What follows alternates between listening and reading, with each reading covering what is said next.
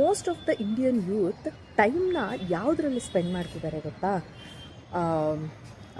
ಬಿಸ್ನೆಸ್ನಲ್ಲಿ spend ಮಾಡ್ತಿದ್ದಾರೆ, ಆನ್ಲೈನಲ್ಲಿ AI ಟೂಲ್ಸ್ನ ಕಲಿಯೋದಲ್ಲಿ spend ಮಾಡ್ತಾ ಇದ್ದಾರೆ, ಹಾಗೆಯೇ ಟ್ರೇಡಿಂಗಲ್ಲಿ ಸ್ಪೆಂಡ್ ಮಾಡ್ತಾ ಇದ್ದಾರೆ, ಹೊಸದನ್ನು ಕಲಿಯೋದ್ರಲ್ಲಿ ಸ್ಪೆಂಡ್ ಮಾಡ್ತಾ ಇದ್ದಾರೆ. ಆದರೆ ನೀವೇನು ಮಾಡ್ತಾ ಇದ್ದೀರಾ?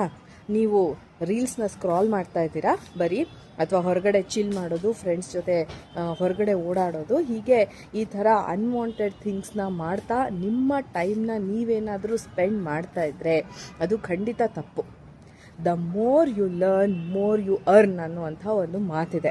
ಹಾಗಾಗಿ ನೀವು ಪುಸ್ತಕ ಓದಿ ಹೊಸ ವಿಚಾರಗಳನ್ನು ಕಲ್ತ್ಕೊಳ್ಳೋದಕ್ಕೆ ಅವಕಾಶ ಇದೆ. ಮೊಬೈಲೇ ಯೂಸ್ ಮಾಡಿ, ನೀವು ನಿಮ್ಮ ಕಂಪ್ಯೂಟರೇ ಯೂಸ್ ಮಾಡಿ, ಆದರೆ ಹೊಸ ವಿಷಯಗಳನ್ನು ತಿಳ್ಕೊಳ್ಳೋದಕ್ಕೆ ಎಷ್ಟೋ ಅವಕಾಶಗಳಿದೆ. ಹಾಗಾಗಿ ಅದರ ಕಡೆ ಇಂಡಿಯನ್ ಯೂತ್ ಗಮನ ಕೊಡಬೇಕು ಅನ್ನೋದು ನನ್ನ ಅಭಿಪ್ರಾಯ.